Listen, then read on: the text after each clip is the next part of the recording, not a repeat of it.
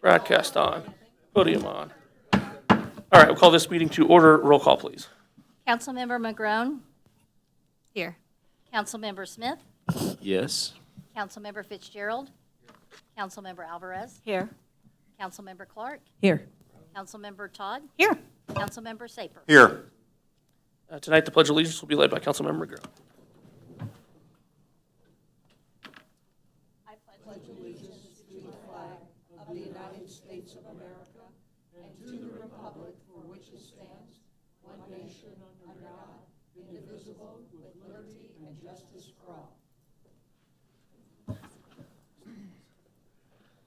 All right, before the approval of the agenda, I'm going to ask that we move number 15 to be the next item after comments from the public. Do you need a motion on that, or? I guess a motion to approve the amended agenda. Oh, wait, sorry, what's 16 then? That's cool. Yeah, that makes sense too. We should do both together. How about we do 15 and 16 immediately following number 5? And that's where I end, right? Yes. So 15 is- move the amended agenda? Second. Yes, all right. All in favor, please say yes. Yes. Yes. Any opposed, say no. Motion carries. That will be the agenda for this evening. Next item is the comments from the public. Anyone from the public wishing to speak this evening, please step up to the podium. Seeing none, we will move on to what is item 15, appointment of Marcia Wade Coons to fill Ward 4 vacant council seat, term to expire April 2025. And I know I've been on quite an extensive process here, but very happy and to be appointing Marcia this evening. And so I would ask for a motion to approve Marcia and welcome her to the council. Move to approve. Second. All in favor, please say yes. Yes. Any opposed, say no. Motion carries. Easy peasy. There, congratulations, council member. Now you got to be sworn in. There, we're moving fast. I told you, I'll go.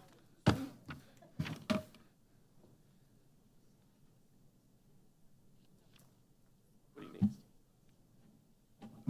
What do you need?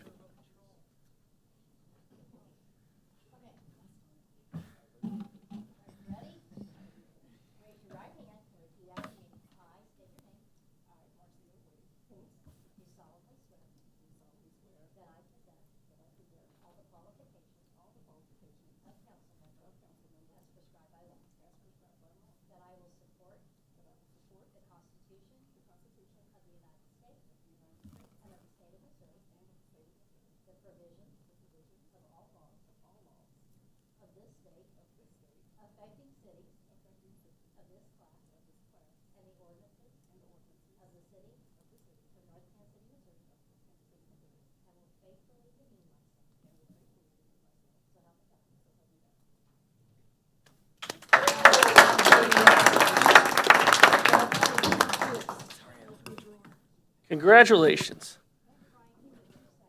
Now Crystal needs 2 seconds. I know there's no reception tonight, sorry. An extra plate holder.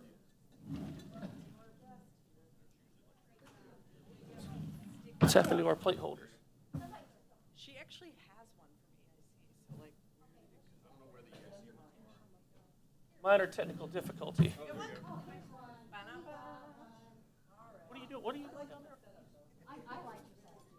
Oh, Saber's got one too. You got to watch him down there, Ward 1.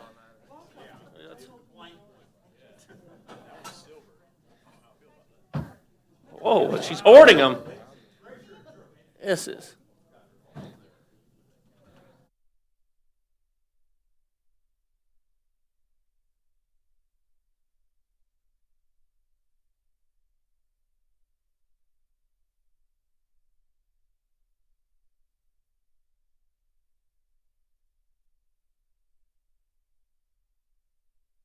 She said, let's go, we go.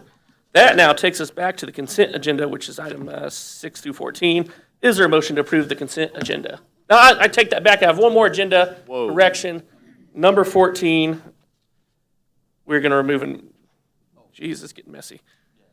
Mike Walk is here to present as well, so therefore I should have done this earlier. I'm going to ask that we do it now. Take 14 and consider it as the first item on the regular agenda. Do you need a motion? Yeah, is there a motion to A approve motion the to amended approve the consent? amended There we go. consent agenda. Sounds good to me. Is there a second? All in favor, please say yes. Any opposed? Yes. Say no. Motion carries. And so that approves the consent agenda. So that takes us to item number 14, which is a consideration of a resolution approving the second one-year renewal of cooperative agreement for a bicycle sharing program between the city and Bike Share KC for certain bike sharing services. Resolution number 24078. And we have Eric Fawn here this evening. Good evening. How are you? Good evening. Thank you for having me this evening.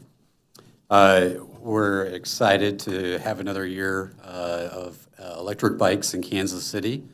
So this evening, you're approving the memorandum to extend it for another year. Bikes have been wildly popular. You may remember last year we saw over 400% increase in ridership when you got the electric bikes, upgrading them from the classic pedal bikes. And this year's numbers are tracking pretty similarly as well. So really excited to see the continued success for that. Did you have a presentation or are you just? Just that, but Okay. we did want to update you all as well. We Yeah. have some coming changes for this year. We have a new parking model that we're putting in place. The way that the bikes get parked now, they're allowed to be parked anywhere in the public right-of-way. The new model, it will be a $2 fee for parking outside of one of our official hub locations.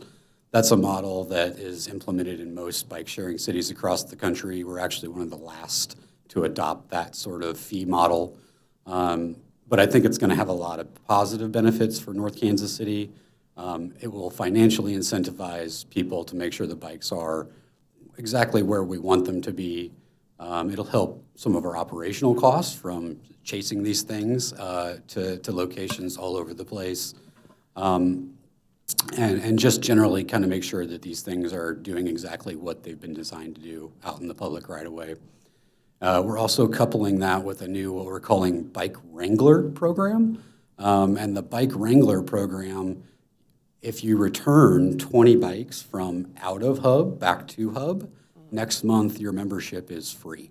So sort of offering an additional incentive for people to get out, not only just ride, but return the bikes and get free access for doing so. So helping us really all the way around.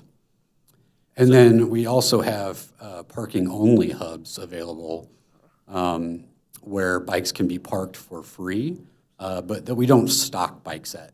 And the first two parking-only hubs are going to be Mackin Park, as well as the Big Rip Brewery. So kind of one far north and one far south for you to supplement the current hubs. Okay, and the other hubs are those ones we're going to collaborate on selecting, or you guys already know where those are? How does that? Yeah, we've been working with staff to identify where those go. And what we did, we looked at all the data and said, where are the top most popular locations for people to end trips? And we took the two top ones, which was Mackin Park and Big Rip, which just happened to be geographically beneficial on the opposite ends as well. Okay. Councilmember Smith. A couple things to clarify. So when you say hub, is it like physically the like bike rack looking thing with the branding on it? Yeah, so an official hub has, it's one of our blue racks that you've seen around town and has a wayfinding sign on the end with program information. The parking-only hubs will be just bike racks.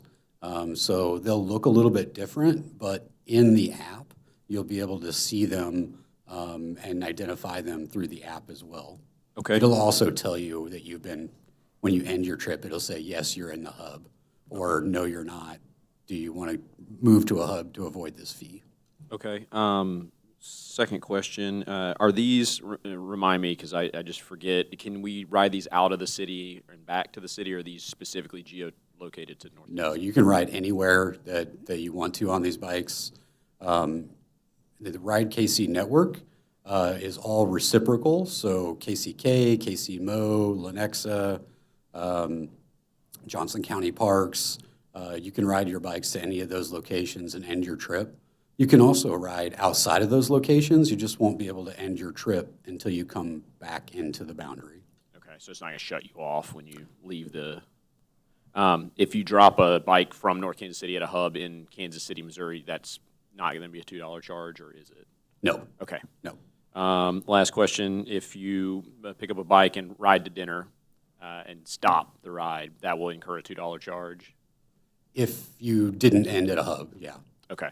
Even if they're stopping and then going to get back on the bike and ride it back to a hub? If you didn't end your trip, your time just keeps running Gotcha. and there's no charge. Okay.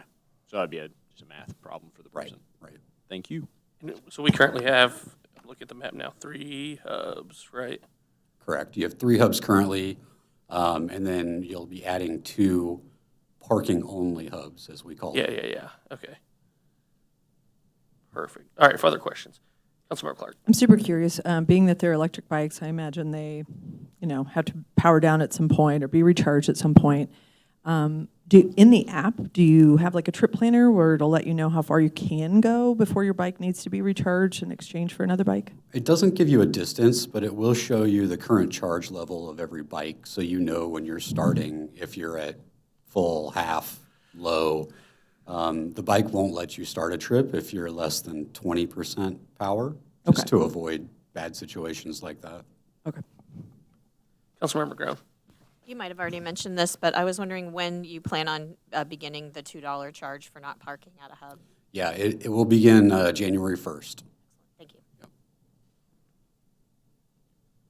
Further questions? Seeing none, is there a motion to approve the contract? Move to approve. Second. All in favor, please say yes. Yes. Yes. Any opposed, say no. Motion carries. Thank you for coming out. Good to see you.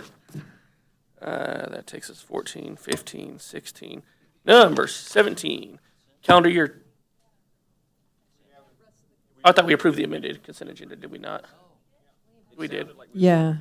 Yeah, I did the we amended that. to the That was done. amended. Number 17, calendar year 2025 water and sewer rates update discussion.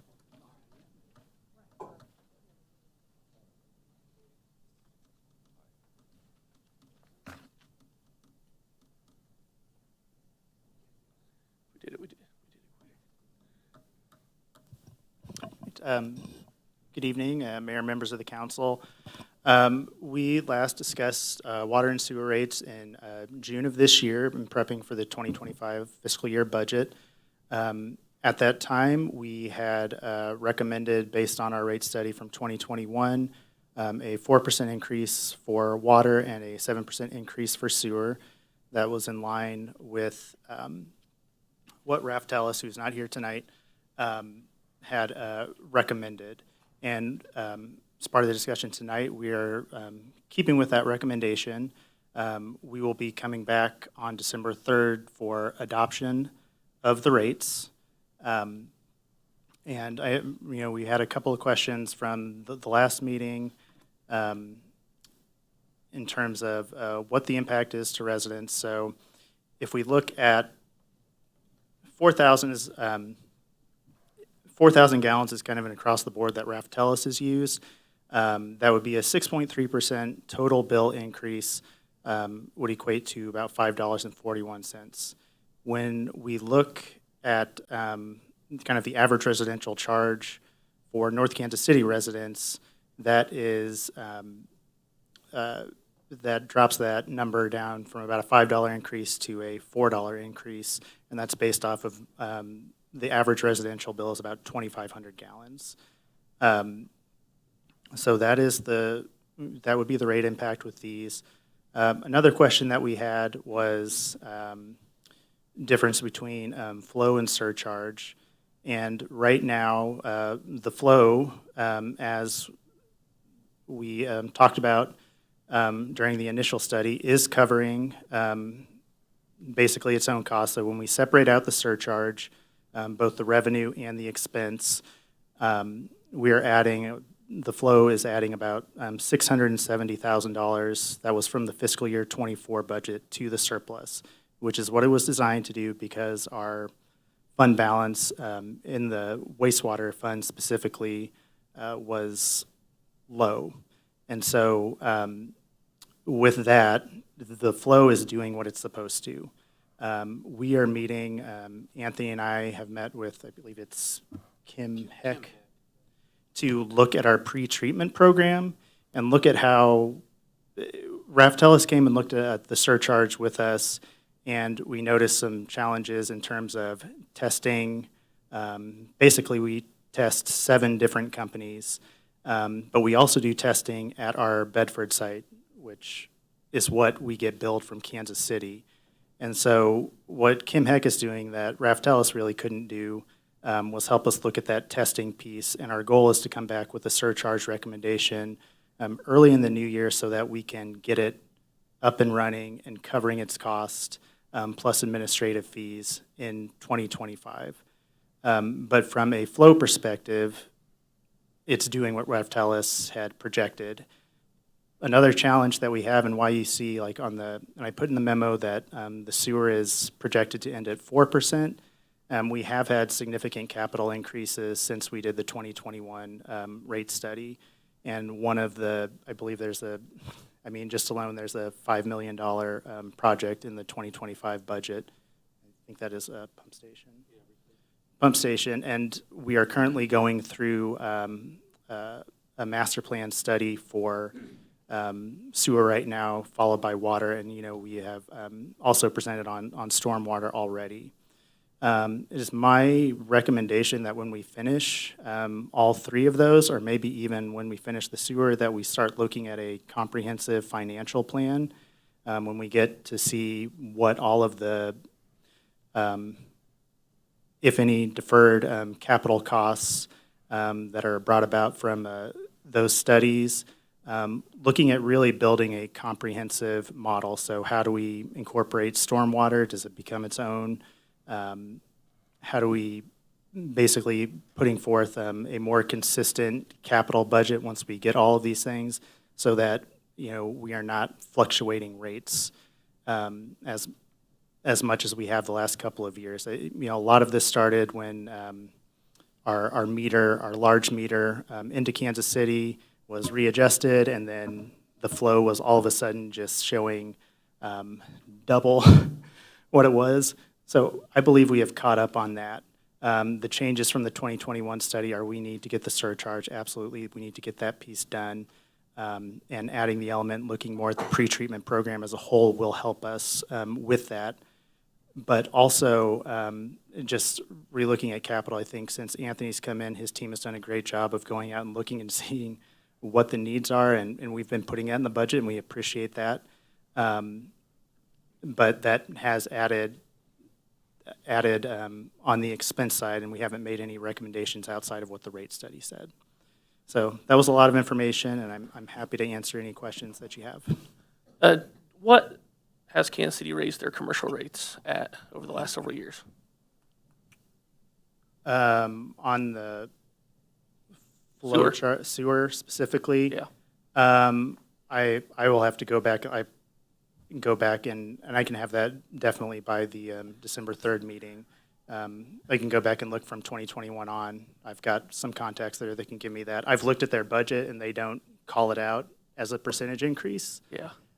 So I can work with some Yeah, of the water department. Yeah, it's in their ordinances too. You can pull it back through there. Okay. I might have more, but Councilmember Smith. Help me understand. So I appreciate that your teams are going out there and figuring out what we've got coming down the pipe, so to speak. And help me understand, so we're going to get CapEx figured out and start projecting that out so it's actually coming from sewer fund rather than transferring in from gaming. Is that the goal? And we have, well, on the wastewater side, we have not been transferring much from gaming in the last several years. We've had some large water projects, the Lime feed system, and finishing up the water treatment plant. We also, I believe, have some funds from Clay County coming in to subsidize the water side a little bit more. On the wastewater side, we have not done any transfers in from the gaming, I believe, at least for 2 or 3 years. Okay.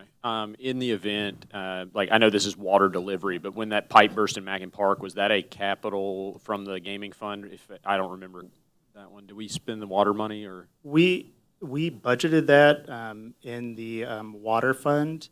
I don't think all the, and maybe I'm wrong on this. I have not spent as much attention on it, but I don't know if we've seen the last of the bills from that. That would impact the water, Right. the water fund.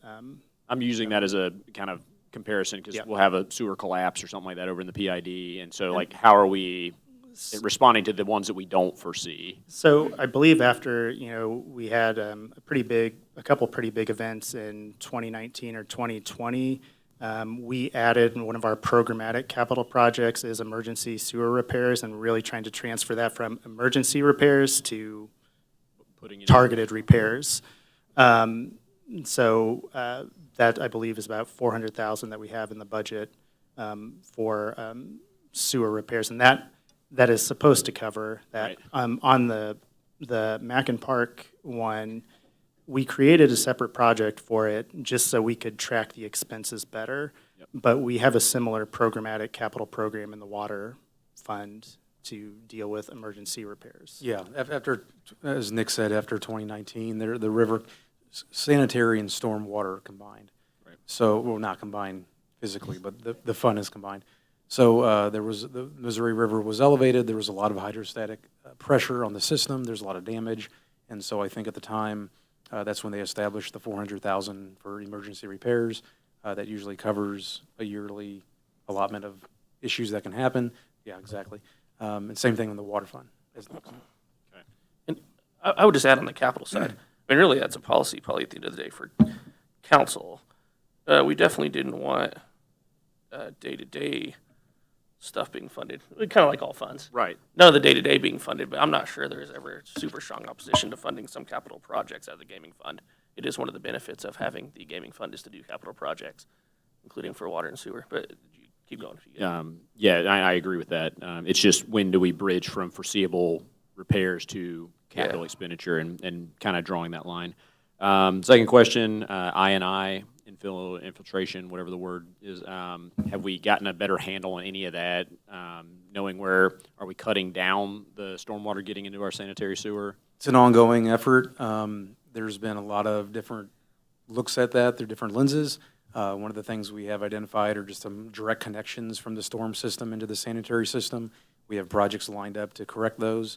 And as Nick mentioned, the sanitary sewer master plan, flow metering was part of that. So we actually saw big spikes in our flow during rainstorms, so that's an indicator that we have more direct connections.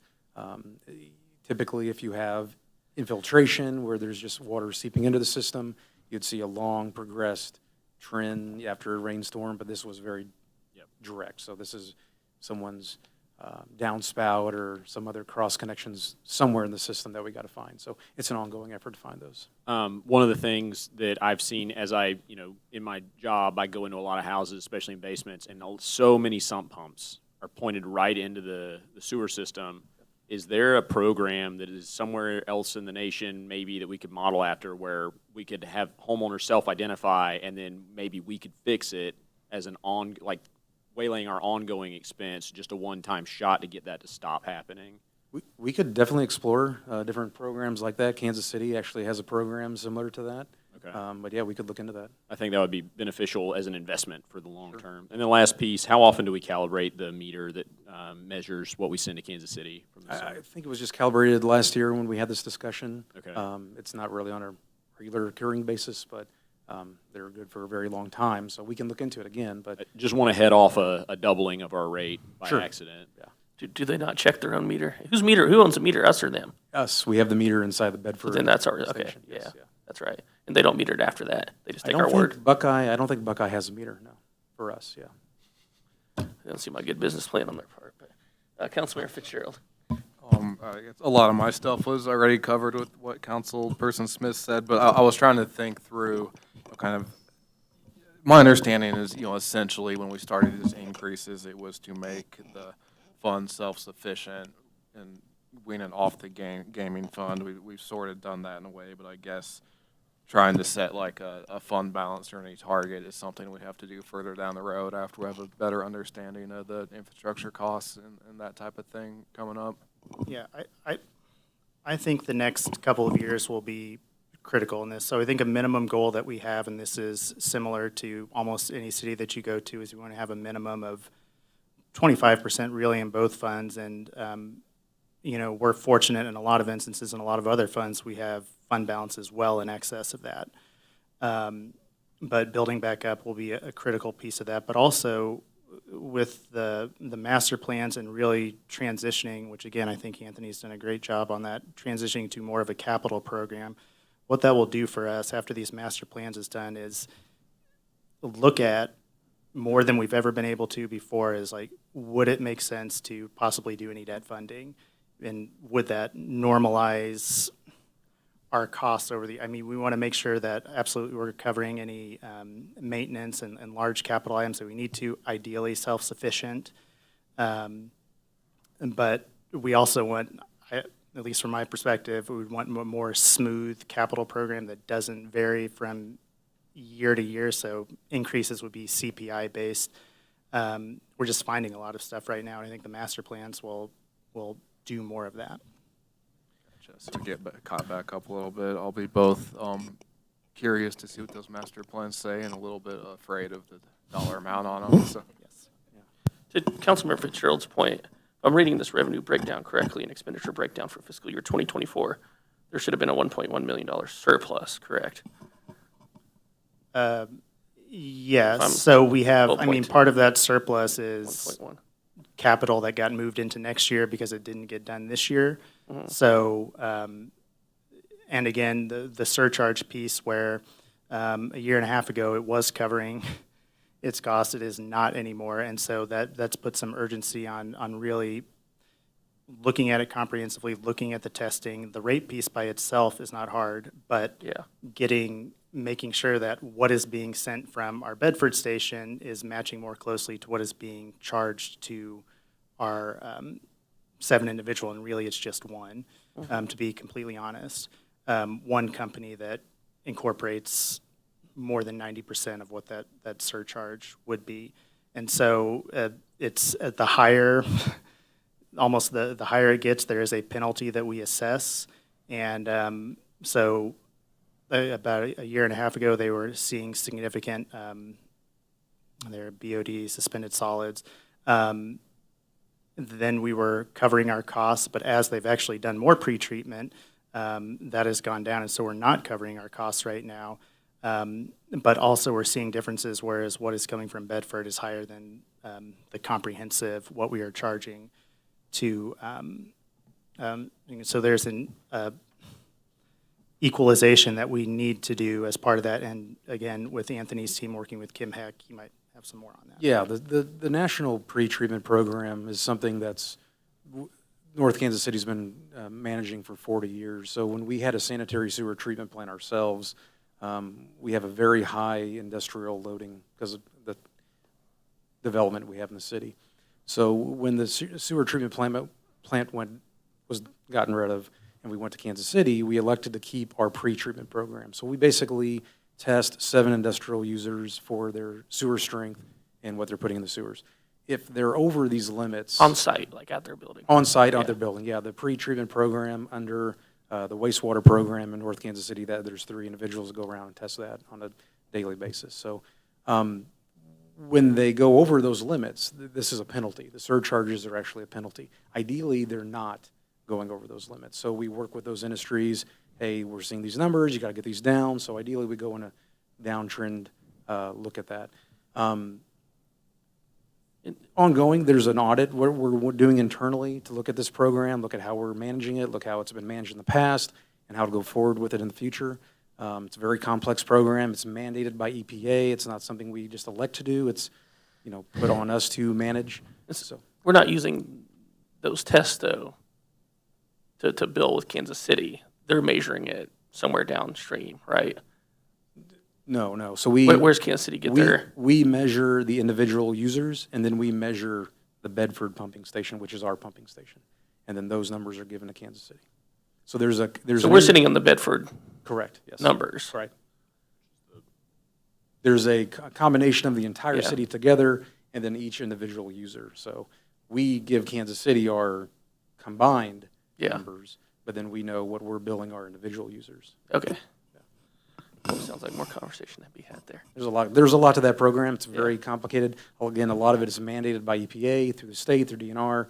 To us, there's a lot that we can't change without going through different enforcement policies. If you look back in 2019, a lot of the ordinances that set up this program were passed then.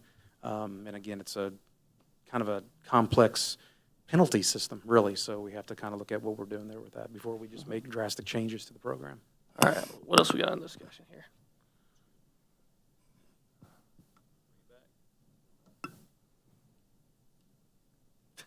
Sounds like nothing. All right, there you go. Thank you. Next item. Now my agenda's up all over the place here. 18 ESC Committee Member Selection, Councilmember Smith. That was your request. All right, the EIC committee member selection. Yeah, so I asked for this last time. Been a big supporter of the formation of the EIC and its ongoing mission in the city. Firm believer in what they're doing. The struggle I have is if the committee cannot meet for various reasons, usually because of a lack of quorum, we run into a problem where we are referring things that need to get through, need to get passed down to the EIC for review, and then there'll be multiple meetings where either something's requested, and then when that comes back on the request, they are not meeting because of a lack of quorum. And so things get strung out. For example, the public camping ordinance was sent down in the summer, and there still hasn't been a response yet because of multiple meetings missed with lack of quorum. That brings me around to say we need to figure out how we can get around that, how we can get a full EIC where it'll function best. And so what I would recommend, and I'd love to have discussion on this, is right now each council member gets a selection from their ward to appoint to the EIC. I think it should remain with the council members to select, but I think we should pull back and allow it to be citywide. There are interested people in being on this committee, but we're having trouble finding them in specific wards, which would allow council members to find people and appoint them. Additionally, which is not currently an issue, but if there is a vacant council seat, I would like to see the mayor get that appointment approved by the council.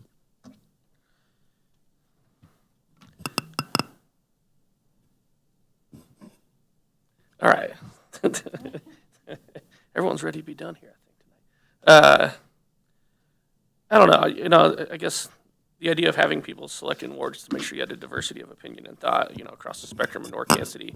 The people obviously in Forest don't always feel the same way as the people in Northgate Village and traditional North Kansas City and the avenues. These kind of go by the wards, which is part of the purpose of that as well. I do think you maybe could strike a compromise somewhere in the middle eventually, that if a council member is unable to appoint someone that seat's vacant for so many months, perhaps that does go to an at-large or to the mayor, I don't know, something to that effect. Give them so many months, right? Yeah. So try to keep, it's the best intent is to keep it in the ward and try to do that. And if that were to fail after such a period of time, then I don't know what that next structure would be. That's where my thought process just ended. No, that makes total sense. The trouble I run into is we run into a committee that can't function. So rather than emphasizing, we have diversity of opinion and views all across the city, whether it's an entirely concentrated in Ward 3 group, Ward 4. It really, to me, it's more important for the committee to be able to meet. And given the council members here, I would trust judgment to select people who are going to have good things to say to review applications. Now, could we emphasize someone in your ward? But if that's not happening, I don't know that we need a specific time frame, but I just want this committee to be able to get together. Councilmember Saper. Even though they haven't been able to have a quorum, they have been working quite hard and doing good work throughout this period. But lack of a quorum means decision-making can't happen in that regard. I do think that we need to maybe expand the ability of council members to select from other wards, but only after a thorough and honest effort to select someone from the given ward that they're in. I would think if they can't find someone who'd be willing to serve after a 2 or 3 month period, then it should be opened up to the entire city to select from. But not before a good faith effort is made over a period of time, 2 months, 3 months, 1 month, to find that person within the given ward. Councilmember Todd. Excuse my messiness. couple things. One is that, yes, an EIC is a wonderful thing, but if it can't move forward and function, then it is not doing its job. I like the idea of having someone represented from each ward. However, if you continue that way and it's not functioning, again, we're not doing good. And so there's, looking good and doing good, and we always want to do good. And I think part of that also comes from having that diversity of thought, like Mayor DeLong said. And sometimes that's an easy way to look at that is by, hey, I'm not thinking about things the same way someone who lives up by the hospital would think. I'm thinking about me, myself, and I, and where I live, behind Screenland. And so when we think about things like golf carts or other things that come before council, I'm thinking from my perspective, my neighbor's perspective, my ward's perspective, and it will impact people who live in this city differently depending on what part of the city they live in. And so I like the idea of having some sort of good faith effort of some sort of time period. I don't think it has to be a super long time period. And I also am thinking about, how often we meet, how often they meet. They meet once a month. And so if we had a period of 4 weeks, 6 weeks, then we're talking about missing out on one meeting. Right now, we're missing out on months of meetings at a time. And so I wouldn't want to extend that to, a 3-month search. I think 4 to 6 weeks is enough time to put forth a good faith effort. And in that instance where you cannot find someone in that time frame, I think, yes, you go at large. I also think another way to help kind of that diversity of thought stay alive is to keep those terms.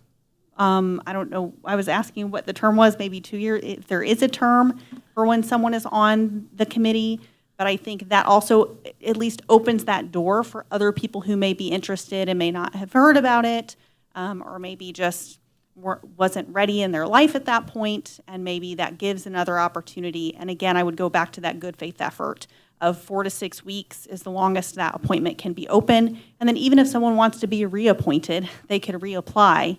But then I think preference should be given to the ward that the vacancy is really for. Hopefully that all made sense. That's my 2 cents. It did.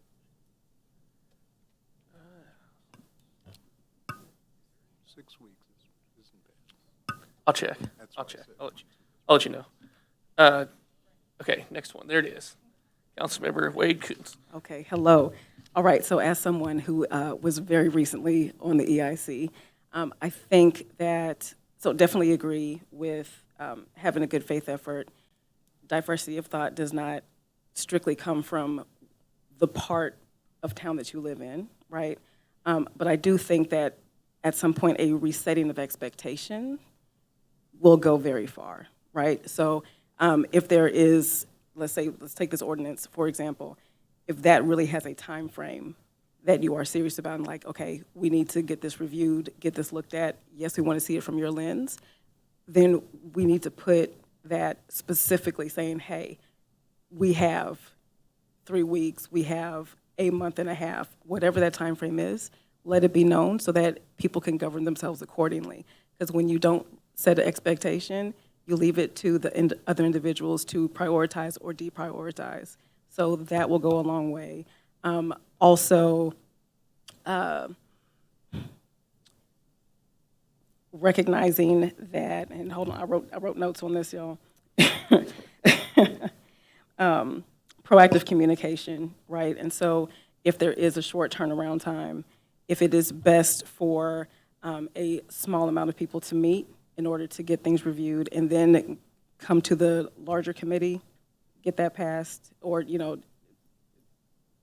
agree, disagree, whatever it is. And then that can come back to the council. We can agree, not agree, what have you, and get some decisions done. But the biggest thing is setting the expectation. Perfect, thank you. Further comments? You look like you did earlier. I'm in Councilmember agreement of opening up. I mean, considering my appointment is now here next to me as my shared council member, so back to the drawing Which, board. by the way, you now have an appointment to the EIC. You I can know. make, I was like, do you know have what one this now as means? well? Exactly. So I already have someone, so. you better not she's be the already got person one? that You I already got thought. one ready to go? I already have someone. See, there we go. You want to help somebody out? We can get it right yeah. back. We have 4 right now, but it sounds like I've we'll have hosted 3 dinner at the end. parties, Sounds like we guys, should I'm have 3 trying. at the end of next meeting. It sounds like she's going to Yeah. get another applicant in, Oh, cool.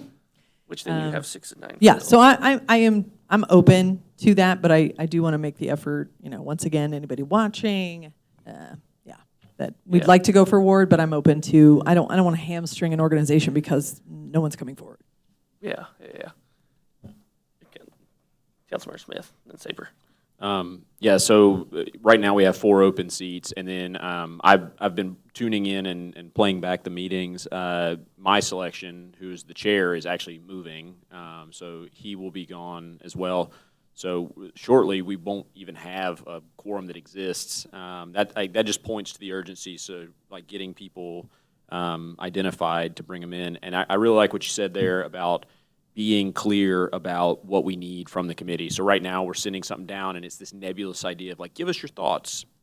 And then it comes to the committee, and they kick it around. And like I say, I've watched, I think it was the July meeting when they first got the camping ordinance, and there were some strong thoughts, some really good takes, and then some requests for information, and then no meeting.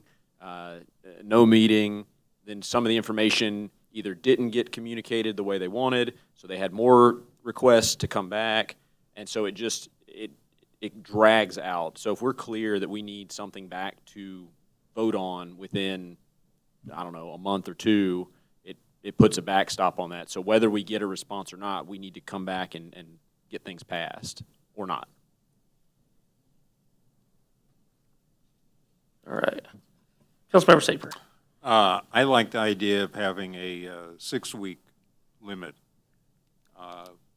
And after that point, you could then appoint someone from citywide. 6 weeks dating back to when the seat was empty. Exactly. Because currently we have a bunch of empty seats that have been more than 6 weeks. Oh, yes, well past, So those would be at-large appointments at this point. well past. Okay,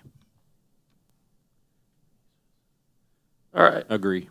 What else we got? What about the mayor piece? Empty council seat, mayor gets to appoint. Is that good with everybody? The what? If there's an empty council seat for any given reason, that the mayor would get that appointment. Oh, I see. Get the Okay. appointment for EIC? Correct. Yeah. Yeah, I mean, the mayor Sorry, already back to appoints the the council. Already Yeah. exists. I was like, now we're going to a whole different section of the statute. Yeah, Okay, I'm yes, teeing yes. that off of the Yes, fact that yes. Katie's seat sat open for a while, and Yeah. because of that, we had no way to fill the seat because it was Yeah, that that was a empty little bit seat's of a constraint. choice.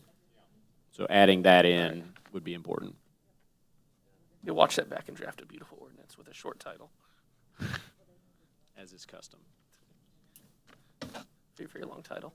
That's it. All right. If everyone's in agreement with that, Councilmember Fitzgerald. I agree with what's been said so far, but just for what it's worth, I'm in support of Councilperson Todd's idea of, at the end of a term, there would be, I guess, another 6 weeks to try to fill that position from within the ward before it goes back to an at-large appointment. Which, by the way, there are a couple that expire here January 1st. Bess Bailey, Ward 2, Jennifer Boyd, Ward 1, and now Marcia's here, so I can scratch that one off my list, but welcome. She's going to fill that one next meeting, she said.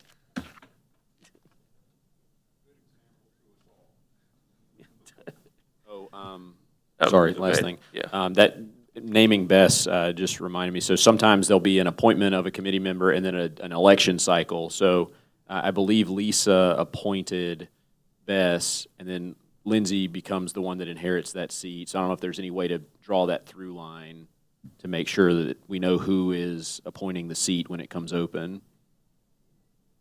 Somewhere that's listed. I don't have that word what I'm staring at, but Crystal or Mallory I think has that. We have that, and we put that in when we put the board people in, who made the actual Okay. appointment and when it was made, so that we know. And then whoever takes that seat gets the name. Perfect. Yeah. All right.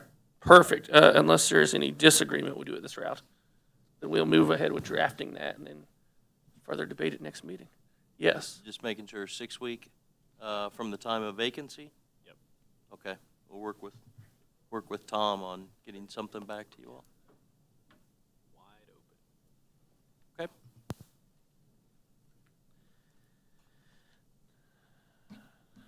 19. This is a long one. I'll let you read this. Request for license agreement by Station Real Estate LLC. License agreement authorizing use of certain city right-of-way and other city real property interests. Bill number 7888, ordinance number 9685. Who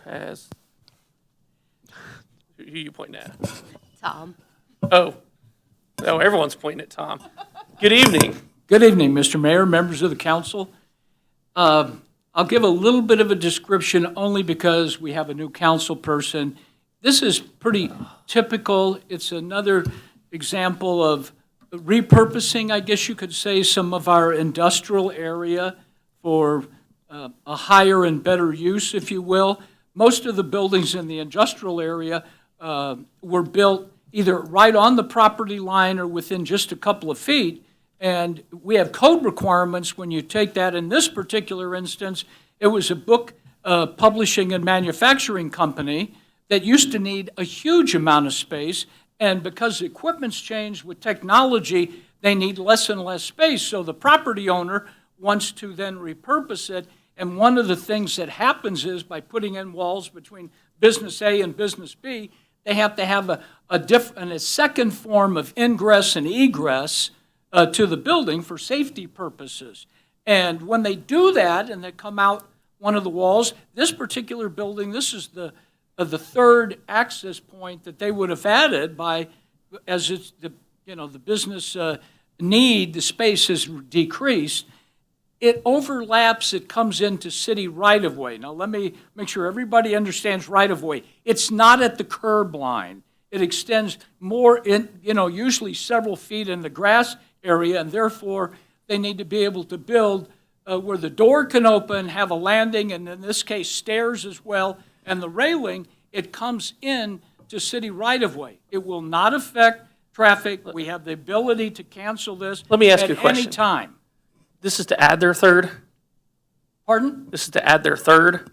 Well, it's their second time coming. The first time they came, and in one ordinance, we gave them two separate. But there's a picture of a third one already here. This looks like Yeah, a the picture. third one's there. The architect added that. It's not actually built, folks. Can't trust anything these days. The third one was photoshopped. Is it really? Yes. Yes. Okay. Why they got to do that to us? Well, that's when it's really done well. That was the one question I had on this item, is there's already a third one on here, according No, to this. it has very, not, I've been assured it has not yet been done.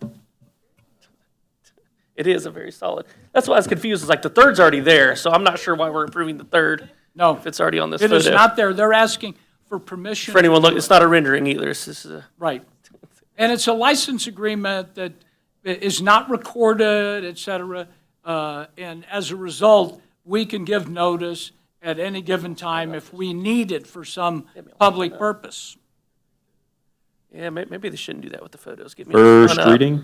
Councilmember Fitzgerald has a question. This may be a moot point if they already have two, and now they're going for a third. And I wish I could remember the name, but in the last maybe year or two, I want to say there was one instance where there was an entity came with a similar request, and we went back and said, can you do this within the footprint of your building as opposed to in the right of way? I know what that was. Yeah, was that Nossick's building? It was Knockix, Yes. and that was with a pedestrian sidewalk right there that was going to That, go into the Right. pedestrian walkway. Different set of circumstances. this, there is no sidewalk. No sidewalk. Unless that's all AI as well. Remember, it's That one. It all was seems made up utilities. now. I don't know. Yeah. I don't know what I'm staring at. First reading? Second. All in favor, please say yes. Yes. Yes. Any opposed, say no. Motion carries. An ordinance adopting and approving a license agreement by and between the City of North Kansas City, Missouri and Station Real Estate LLC regarding the use of certain city right-of-way generally located at 110 West 12th Avenue in North Kansas City, Missouri, along the east side of Atlantic Street and north of 12th Avenue. I move that bill number 7888 be placed on second and final reading and pass as ordinance number 9685. Second. Call the roll, please. I'm still hung up on this Councilmember picture. McGrone? Yes. Councilmember Smith? Yes. Councilmember Fitzgerald? Yes. Councilmember Alvarez? Yes. Councilmember Clark? Yes. Councilmember Wade Coons? Yes. Councilmember Todd? Yes. Councilmember Sapir? Yes. An ordinance adopting and approving a license agreement by and between the City of North Kansas City, Missouri and Station Real Estate LLC regarding the use of certain city right-of-way generally located at 110 West 12th Avenue in North Kansas City, Missouri, along the east side of Atlantic Street and north of 12th Avenue. All right, number 20, approving accounts due and payable by the city through November 15th, 2024.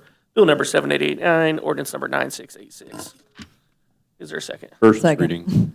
All in favor, please say yes. Yes. Yes. Any opposed, say no. Motion carries. An ordinance authorizing payment for certain accounts due and payable by the city through November 15th, 2024. I move that bill number 7889 be placed on second and final reading and pass as ordinance number 9686. Second. Call the roll, please. Councilmember McGrone? Yes. Councilmember Smith? Yes. Councilmember Fitzgerald? Yes. Councilmember Alvarez? Yes. Councilmember Clark? Yes. Councilmember Wade Coons? Yes. Councilmember Todd? Yes. Councilmember Saper? Yes. An ordinance authorizing payment for certain accounts due and payable by the city through November 15th, 2024. Beautiful. Mike, what do you got? What do you got? You have the reports that were submitted with the staff comments, if there are any questions about those. Otherwise, if not, Kim, Dan, and Anthony all have comments for you tonight. I do just want to throw in from my perspective what a great job Public Works Administration has been doing with the trash transition. I know everyone's gotten questions. They have gotten tenfold of maybe what you have received, and Anthony and Sarah Shekels and Chris Cooper have been doing a great job working through that and trying to help all of you as well. For some reason, Mike, I got 4 trash cans now. No, I'm kidding. I'll call up to City Hall about this tomorrow. We'll go in the order he called them out, so we'll start with Kim. Now I don't remember the other two. I think he said Good Dan. evening, Mayor and Council. I have 2 updates. I guess I'll start with the kind of bummer one first, and that is that we were notified that we are not getting additional ARPA funding for River Forest Park, and from according to what the email said, they were overwhelmed with requests. They had over $6 million of requests and only $700,000 to dole out, so. And then just a quick note that the candidate forum has been scheduled for March 20th. If you will recall the last 2 election cycles, we have done a candidate forum that has been hosted by the North Kansas City High School debate team.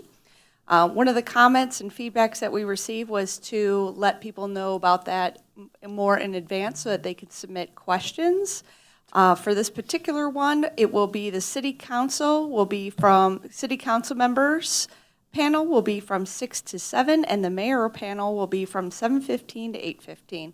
We're going to put that in the upcoming newsletter. Again, we're trying to be responsive to some of the feedback that we have received in years previous for that particular event.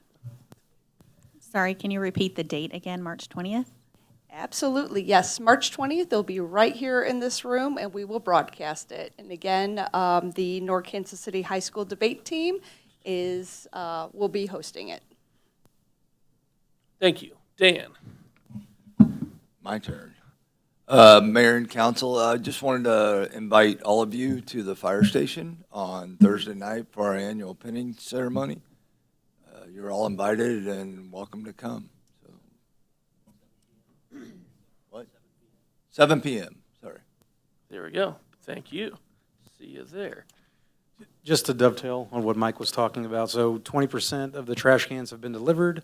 They anticipate it going through Thursday of this week, weather depending. And then again, next week will be Jim's last week, and then starting December 3rd will be GFL. All right. I think we're there. Done. Anything else? Crystal, nothing? All right. Councilmember Groen, what do you got?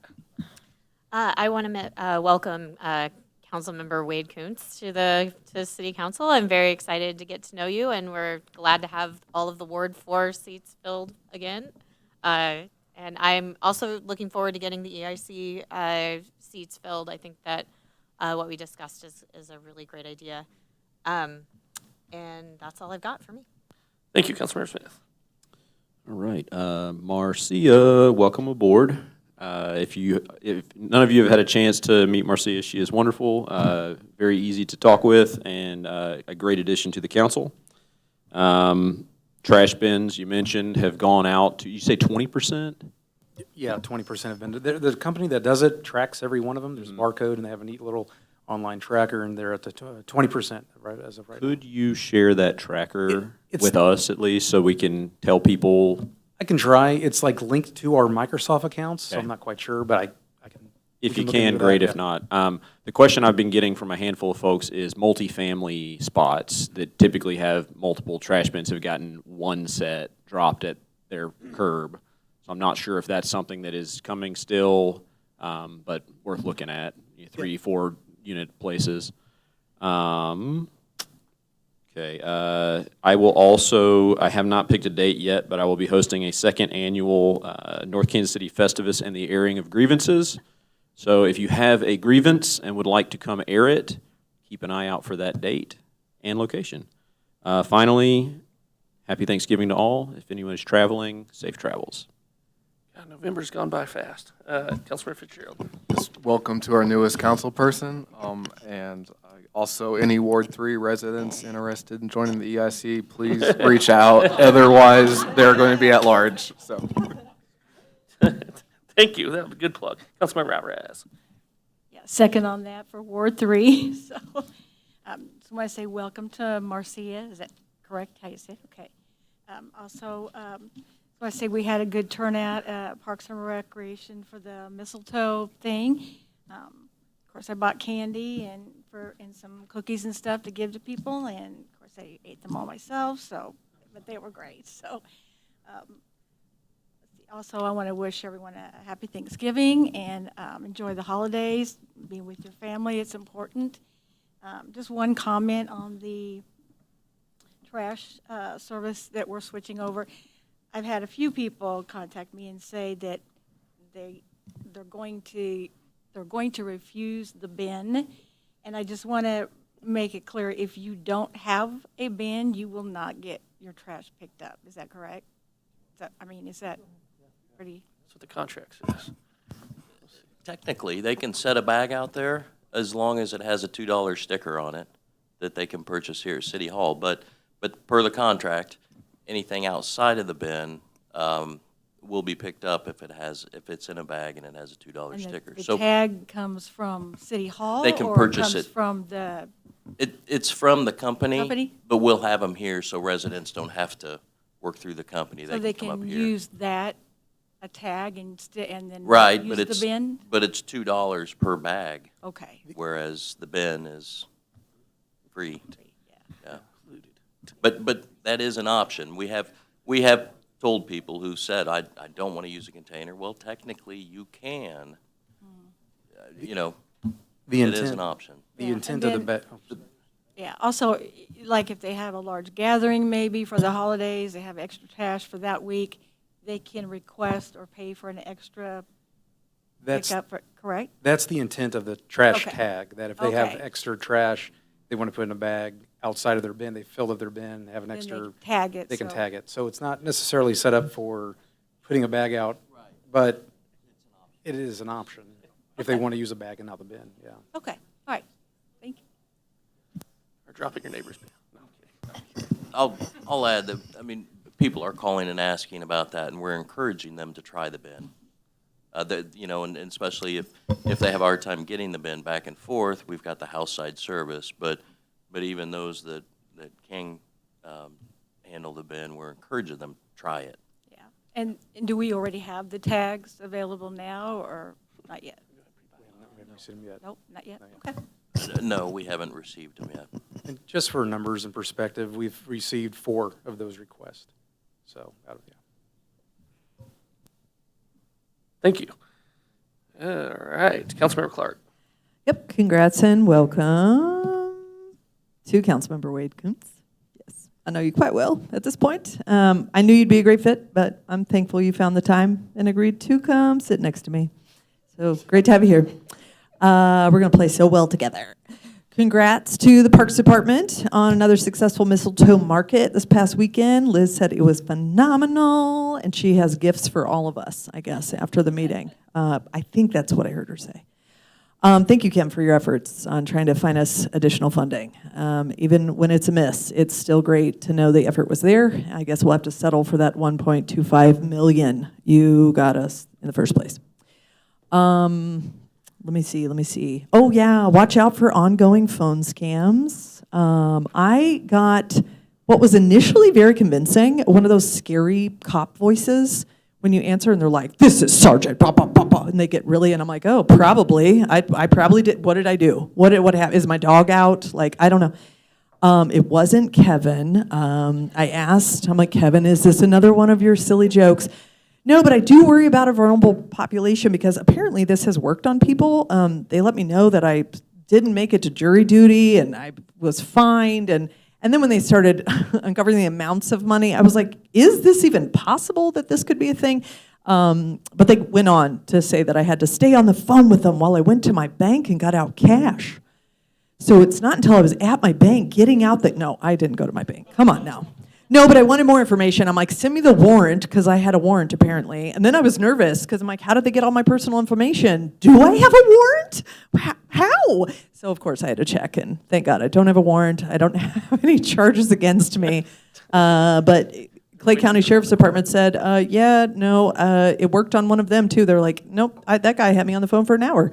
But they are tracking it, so you are well within your rights to just hang up, but it's also fun if you get the email that says, sheriffsdeputy1@gmail.com, which was another giveaway to me. I was like, oh, this sounds legit. So turn it in. They do prefer that you turn it in, but you can also just hang up. Just watch out, because it's scam season. It's back.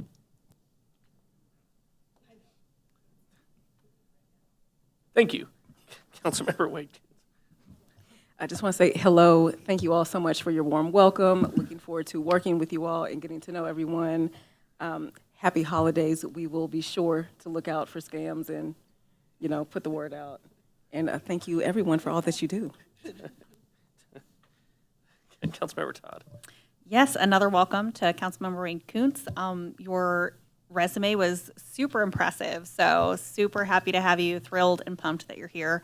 Also excited to have always excited to see more bikes around and more parking for bikes, always great news.